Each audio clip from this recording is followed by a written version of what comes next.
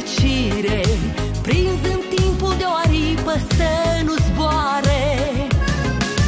Vino, vin în mreaja nopții, să împletim vise în cunune, acceptând ispita vieții, să fim iarăși împreună. Vino, vin în mreaja nopții, să împletim vise în cunune, acceptând ispita vieții, să fim iarăși împreună.